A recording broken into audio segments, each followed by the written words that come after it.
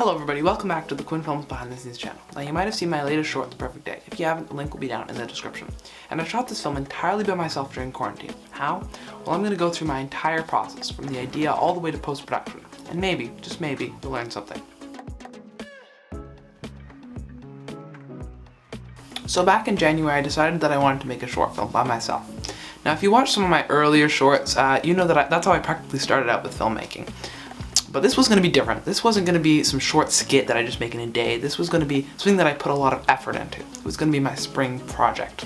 It took me till March till I found an idea that I liked. I went for an idea that was easy to film without a budget and only me. I chose sort of a dystopian idea about basically just somebody who just relives their day over and over again, and slowly each day starts to feel less comfortable in their house and starts to feel worried until they eventually rebel, only to be put back in that cycle. So in the middle of March, I started writing the script. And before I read the script, I wanted to have the entire movie played out in my head, so it'd be really easy to write the script and it wouldn't take me, forever. And after I finished writing, I actually created a shot list with every single shot I need to do. And this really helps because you're going to be shooting the film out of order and you might forget to film a lot of the stuff, or you might forget what the shot was going to be. Just having a shot list, and it helped me so much. So production took me a really long time. It took me all the way from March to early May. And it wasn't because I didn't plan, it was actually just because I was consistently reshooting and changing things. Anyway, so I thought I'd show you some clips of the set. So enjoy. Hello everybody, I just wanted to explain a nice little shot that I'm doing for this movie. So this is kind of the frame that I am going for here. It's a nice little early morning type sunrise type effect. And it's actually just midday right now. And even if it was that time of day, you don't really get that type of light from the windows here because they just don't put off that type of light. So to get this nice effect that I really wanted, this is very DIY. I just used this nice little lamp here. And I did not think this was gonna work at all.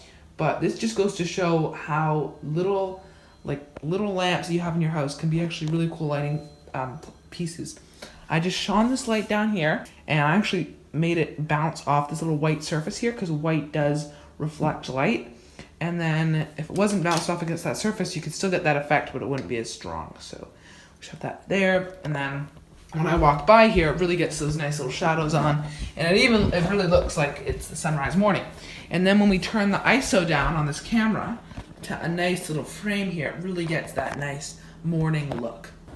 So here I am, filming the shot where the CG soldiers come out.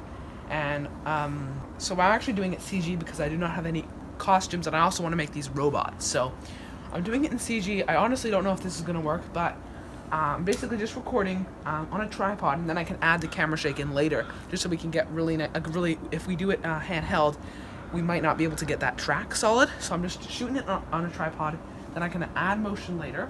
And I'm actually doing two different passes. I'm doing one pass with me just acting out as the soldier, so I can really get where the shadows is and how the lighting reflects on me, so that I can recreate that in CG. And I'm also doing a pass with nobody in it, so that I can actually use that pass, so I don't have to pick myself out. So right after the first day of production, I started editing, and that brings us to. So post-production was by far the hardest and longest part. This includes editing, sound, music, visual effects, color. And as you can probably guess, it takes a lot of work, and there were some days where I just felt like breaking that computer and quitting. But I was determined to keep going, and just, I've quit so many other movies in the past. This one I wanted to just push. I wanted to complete it. I just wanted this to be like a movie that I completed. I'm not gonna quit. That's what I said to myself, and it actually worked because I can't believe it, but I actually finished it. If you can believe it, because some days I was just like, I'm never gonna finish this thing, but I did. So let's break down some of the shots. So hello everybody, and this is the edit this is the full edit of the entire Perfect Day movie. And there's a lot of hard work that goes into individual shots here, it's just crazy. So I'm gonna break down, you know, kind of a little bit of the post-production process, the sound, editing, visual effects, color, all of that. But I'm not gonna go like, this is not gonna be a tutorial, so I'm gonna actually make individual tutorials on how I did each individual shot. That'll probably come later this week, maybe next week. But this is just kind of the breakdown. So let's just first start with like just the opening sequence of me just replaying my life over and over again. This was really easy. I actually finished this edit like in the very end of March, I think, because this was actually what I filmed first, because I knew this was going to be the easiest part, so I just filmed this over and over again. It was actually really easy because I only needed to film it once, and then in editing I just replayed it over and over again as like a montage. So yeah, this was really easy. Finished this by the end of March, and then I thought, well, if this is easy, the rest should be easy, right? No, it was like, significantly harder. So we got this shot. This was pretty easy, but this bathroom shot I actually filmed like in May, so that didn't come into the very end. The rest of the movie I was filming it all over the place, so it was kind of, I didn't really get a solid edit till like the beginning of May. So the robot. Well, this was by far the hardest part, but wasn't actually as hard as I originally intended it to be. It wasn't actually that bad, honestly. It wasn't as bad as as bad as I thought. It actually came at like each robot shot took me about maybe 2 hours to do. I didn't do it all 2 hours in a row. It probably took me about like maybe 2 weeks to do the entire robot, all of the robots. But of course, I wasn't doing it all at once. If I did it all at once, it would probably take me maybe a day of work. It wasn't too bad. So as you can see, this is the robot. It was actually just a free model that I got off TurboSquid, free, and it looks pretty good for a free model, I have to say. But of course, you can take a free model and make it look a lot better, because it didn't look like this at first. I definitely added a lot onto it. It didn't look nearly this good. As you can see, it is kind of low poly. You can kind of see the segments in there, which is kind of a little bit of a frustrating thing. But I mean, overall, I feel like it worked good. You see, you can got those reflections in there. I'm gonna actually do a complete tutorial on how I did this robot. That'll probably come later this week. I'm gonna do like a complete tutorial, so you can do it yourself, because basically this took me a really long time, and I did it mainly without a tutorial. I watched some tutorials, but it was mainly just me, and if I had a tutorial, it would have made me go way faster. So I'd like to make a tutorial for you guys, so you guys can do this a lot faster than how I did it, and a lot better. So yeah, if we just look in here, this was the original. I just shot this shot in a tripod, added motion in later, with Action VFX's handheld effect. So this was kind of the main clip that I did, and then composited the robot in. Yes, like I said, I'm gonna make a tutorial on about this. So, yeah.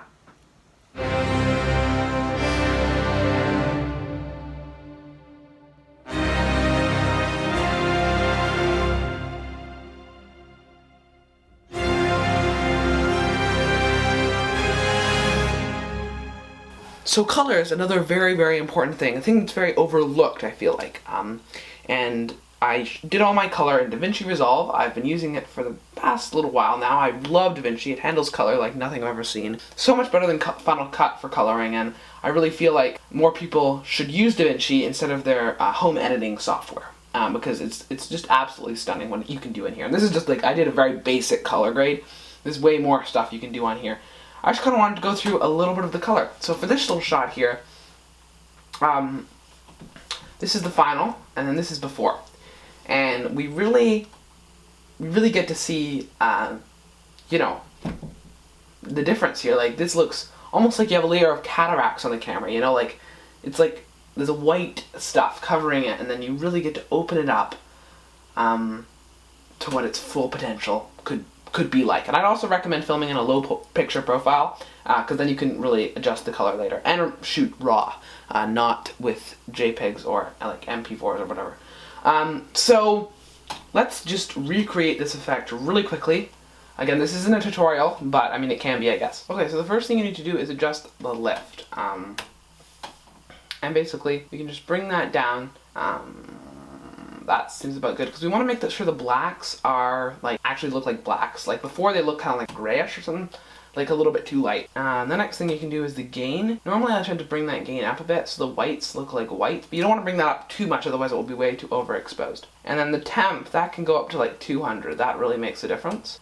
Tint, depends what you're going for. I normally put it up to warm colors, like about 7. And there's a whole bunch more stuff you can do, like saturation. Definitely bring that up. You want to bring saturation up. That looks a lot better. Highlights, yeah, and just really play around with everything.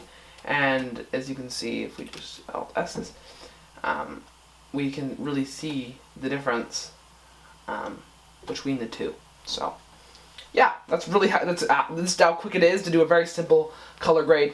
Yeah, if you want me to make a more in-depth tutorial on DaVinci, comment down below. And yeah, so everybody, I hope you enjoyed my behind the scenes video. There'll be so many more videos about The Perfect Day coming out on this channel and on my Quinn Films channel, because I definitely think it's some of my best work. Tell me what you think in the comments below, and always remember to have a nice day.